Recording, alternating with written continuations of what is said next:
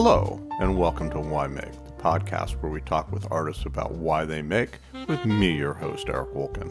To see images of the artwork in this episode and all of our episodes, go to why-make.com.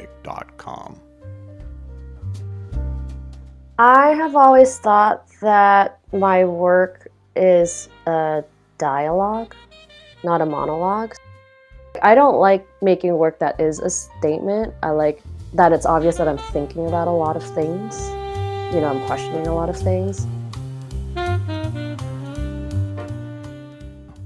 That's Vivian Chiu, a wood artist and sculptor who trained as a furniture maker, though she never really was all that interested in functional objects. She has received numerous prestigious awards, fellowships, and recognitions for her self-portrait series of optical sculptures and her body of work from recycled wooden packing crates. Vivian spent 5 years in the workshop of world-renowned wood sculptor Ursula von Riedingsvad and trained with sculptor Yuri Kobayashi as an undergrad, who she still calls the best woodworker in America. And Vivian's work just blows me away on many fronts, mainly because of her amazingly detailed and time-consuming constructions. In short, the kind of work I know I'm incapable of doing myself, but I'm amazed by when I see so well executed.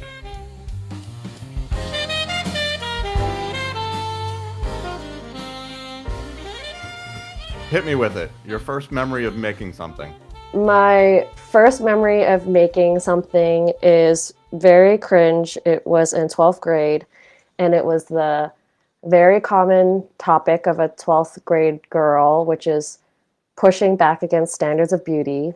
So I had plaster casted the torso of a mannequin, and then I took photos of my friend who's now an actress, but then was in drama, and she would have makeup smeared all over her face, and I would take portraits of her, and then I collaged it over the mannequin, and then I dripped black ink down from the top, and then I projected words of this angsty song onto it. And it was just it's so cringy to think of now, but I think that, I'm still sort of pushing back on ideas of beauty. So when I was remembering this piece, I was like, oh no, I hope I've grown.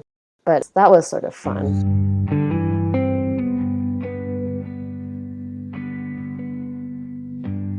I was born in LA, but I moved to Hong Kong when I was 3 years old. And both my mom and my dad's side's family is from Hong Kong, and my whole family is there right now. So I grew up in Hong Kong in this super urban, lots of people environment, but I went to a British international school. This is where the story takes an interesting turn. Vivian never wanted to be an artist. She wanted to be an athlete. I was basically in Hong Kong until I was 18, and then went to college. But back then, when I was young, I wanted to be an athlete. I wanted to study sports business or sports history. And my parents really didn't know anything about that. And we barely had the internet. We had one computer in the house. And all my female cousins in my big family, all of them had gone to art school.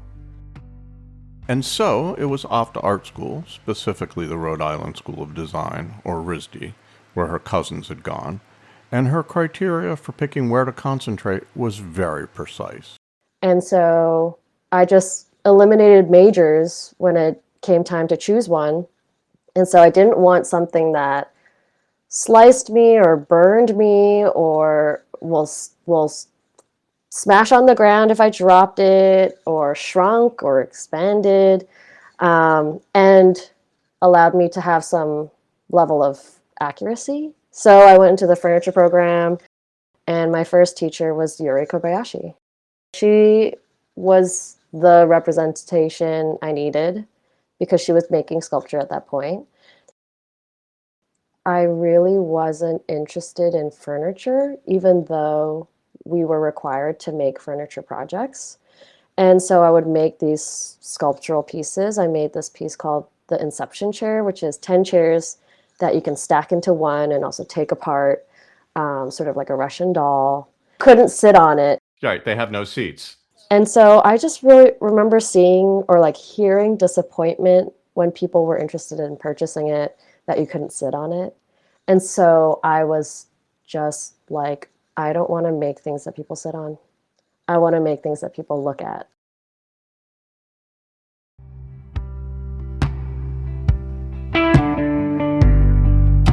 In undergrad, I was really interested in the concept of flow, which is also something they talk about in sports, which is sort of that moment where the process is just challenging enough, and it's also repetitive enough that you can get into flow state. So I was trying to get into flow state. Back then at RISD, at the glue up table, there was just so much veneer. There was just like piles and piles and piles of veneer that no one would ever really use. So I glued them all up to maybe like 20 inches, which is a lot of veneer. And so I was just trying to like think about labor. I was trying to think about like repetition. And I think that repetition really came from my family in Hong Kong. We used to run like a stationery factory, manufacturing factory. So I was around the factory a lot. And so there's a lot of repetition, and that was really seductive to me, to like do something like repetitively. And so I sort of transformed that into my work, and I still do now. So I really enjoyed those repetitive processes. And so when I left, I was really into the idea of making sculpture. I was able to go to Anderson Ranch for a residency, and I was like, I'm going to make sculpture. And then I realized I didn't know what sculpture was at all. I was just sort of flailing. And a board member saw my work, and she said, do you know Ursula von Riddingsvard? And I said, yes, I wrote about her in my degree project, my like senior degree project at RISD. And she goes, I know her, so maybe we can hook you guys up. If you are unfamiliar with Ursula's work, she is best known for her very large-scale organic sculptures crafted from many layers of commercial-grade 4-inch by 4-inch cedar beams, built up in a very labor-intensive process. Her work can be seen in many outdoor public spaces, including the museum park at my hometown, North Carolina Museum of Art. So basically, I moved to Brooklyn, New York to work for Ursula von Riddingsvard. And I ended up working for her for 5 years. And I was the first female studio assistant to last more than 2 weeks. And it was just like an amazing experience with amazing coworkers. You know, I learned a lot. I learned how to drive a forklift before a car. It was great. We like moved giant things with pipes on the ground. We were just like sort of a ragtag, like yes man team of people that would do whatever she wanted to do. It was great. And is there a reason you were one of her only interns that survived? She was very into like vibes. Like she could tell within the day whether you would last or not. And so the way her studio works is she will draw the profile on each end of the cedar 4x4, and someone would sort of hold it and flip it for her and number it. We would throw it to a cutter who would cut it with a circular saw on the ground, and then they would throw it back, and then you would get it back and you sort of screw things together. So the person in the middle, who was me, I called myself a runner. My job was to hold, flip, number, toss, get it back, screw, like for 8 hours a day, basically. This sounds like a team athletic event. It was. The part in my brain that really likes organizing things was able to do it really efficiently. So I worked for her for 5 years, and the best thing was that she let me go on residencies if I got them. So I would leave for, 2 weeks to 2 months, and I would have job security and come back and work in her studio and make large-scale wood sculptures. And then after 5 years, and so many residencies, I realized I think I need to go to grad school, because there was this sort of lack in foundational education of sculpture that I knew I was missing. So I went to Columbia University in their sculpture program, and that was great too, because it really expanded my materials. I was doing photography, I was making videos, writing poetry.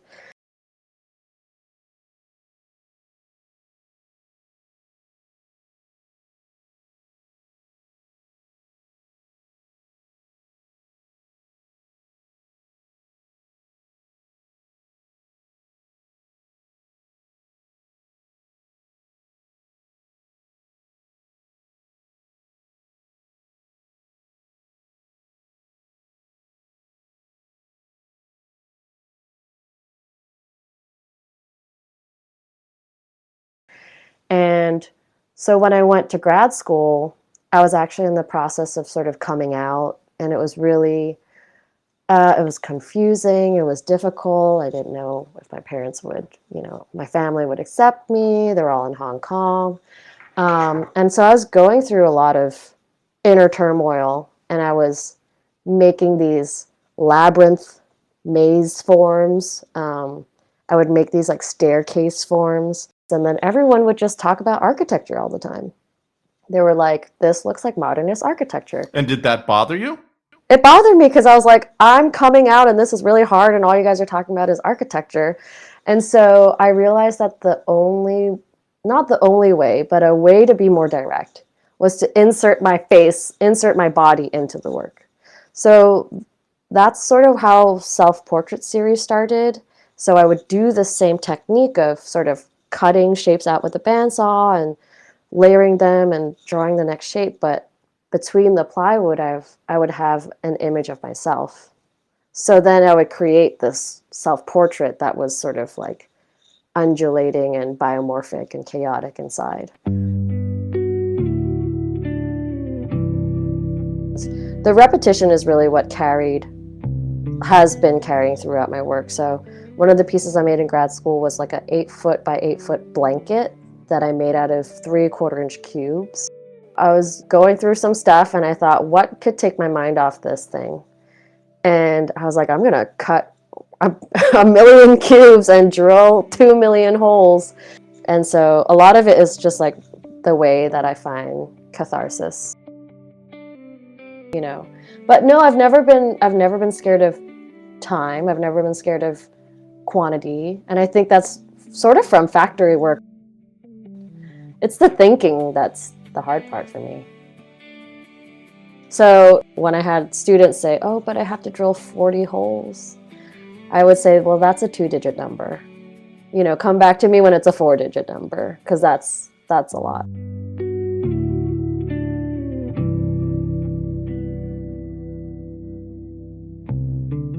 I love watching furniture makers make sculpture.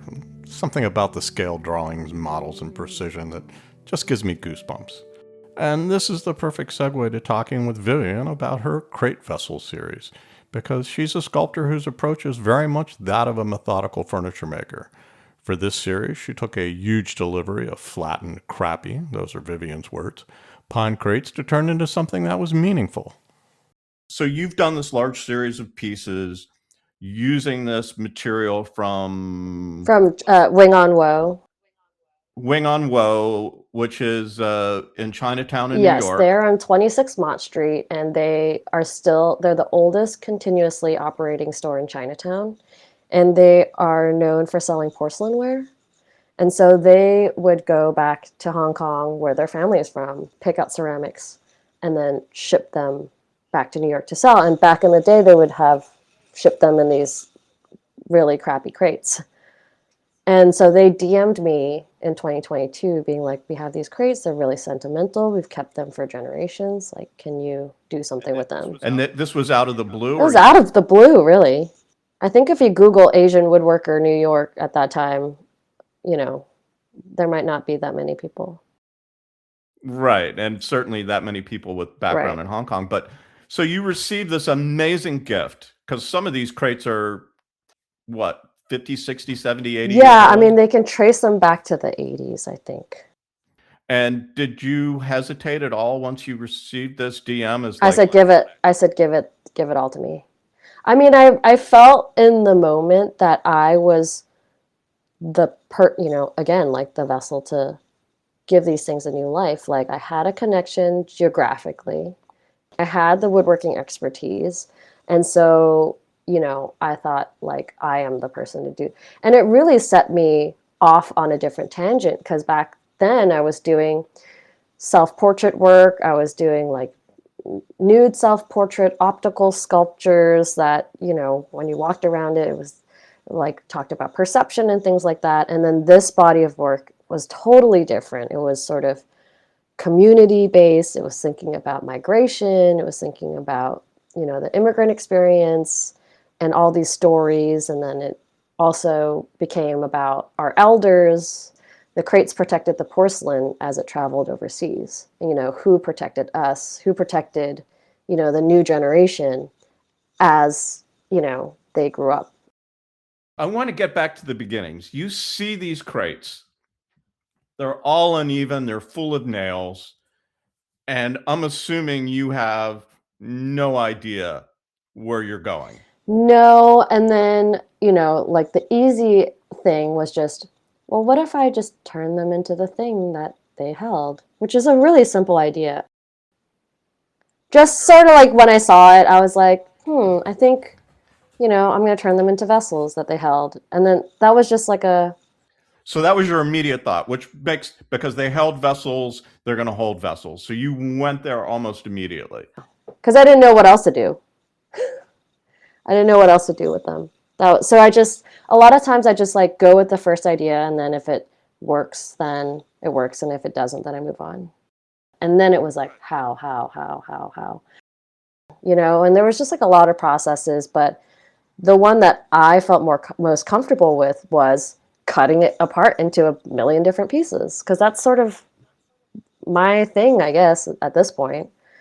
And that's sort of what worked for me. I'm sure if someone else tried it, it would turn out differently. So in the sense that you went with the process that felt most comfortable to you.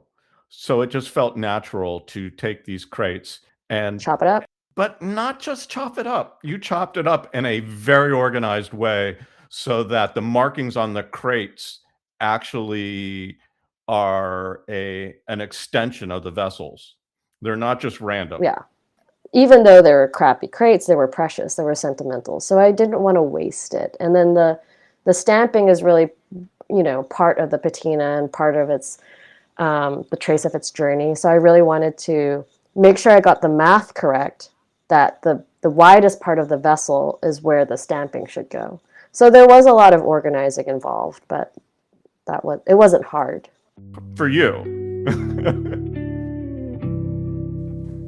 So at this point, you might be asking yourself, just what do these vessels look like, and how do you get from the flat side of a packing crate to a three-dimensional object? Well, let me do my best to paint a picture. The process is similar to how a classic oak barrel is constructed. It's built from staves or strips of wood whose edges are then beveled so it can be glued up into a round object. And in the case of these vessels, each stave was built from many blocks of crate wood glued to form a pleasing curve, and all the staves were glued together to make the finished form. So imagine a classic vase form built from hundreds of flat facets and arranged so all the original markings and stamps on the crate are preserved in the final piece. And you made a number of different kinds of vessels out of these. So it wasn't just one kind of vessel form. It was a number of kind of different vessel forms. So you had to sort of refigure out the math and the organization of these pieces every time. Yeah, I started making these vessels, and I was like, well, I don't know where these are going. And then I went to the Furniture Society conference a few years ago and met up with my friend Sarah Darrow, who's a curator at Houston Center for Contemporary Craft. And I said, Sarah, I'm working in this project with these crates. And then she grabbed my arm. She was like, I'm curating a show about art handling right now. I'm like, okay. And she's like, I'm gonna put you in the whole front room. You get the whole front room to yourself. It's like 1,000 square feet. And I said, well, okay. So then I had to just basically figure out how to make as many of these pieces as possible to fill the room. And so the first exhibition of these pieces, they sat on the crates as pedestals. And then I also bought these vase stands from Wing on Woe. And so after that show, I was like, okay, well, I just spent, 6 months just churning these out. Where's like the Vivian in this? Like, where where am I in this? And so I do a lot of historical research.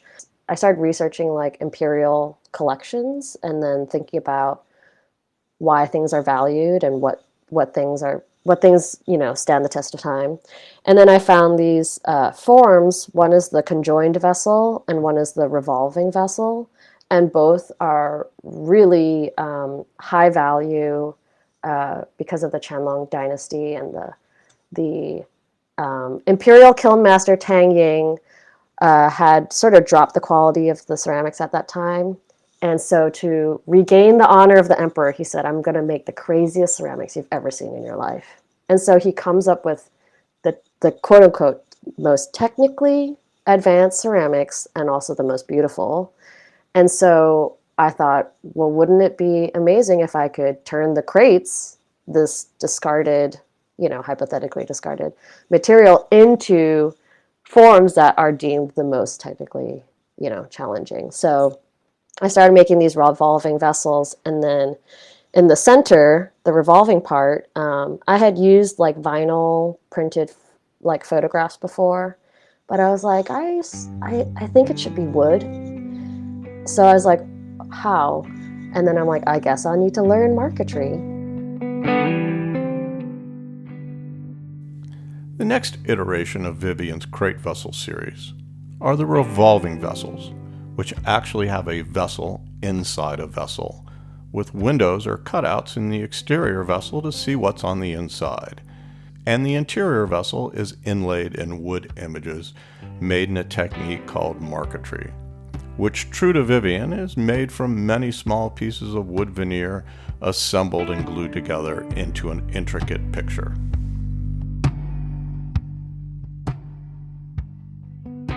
I am really curious whether all this meticulous planning is a killjoy to spontaneity and changing ideas in midstream. What are your thoughts on that?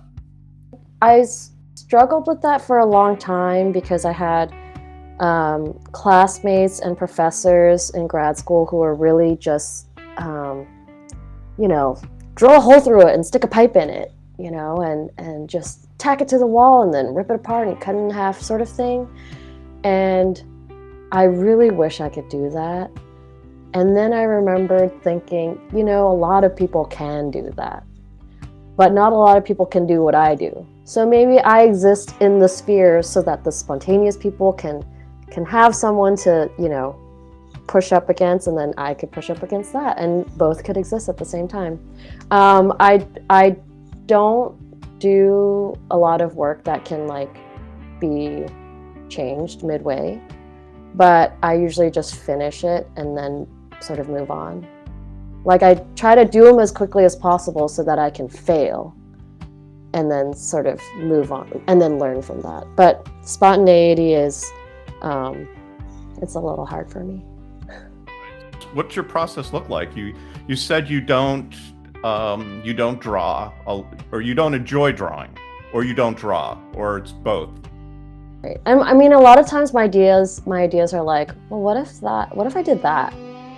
And then I would just do that, and my wife says I censor myself a lot. I definitely jot down ideas, but you don't keep an organized journal of ideas. I have a sketchbook, but a lot of times it's just lists of ideas that I might want to do.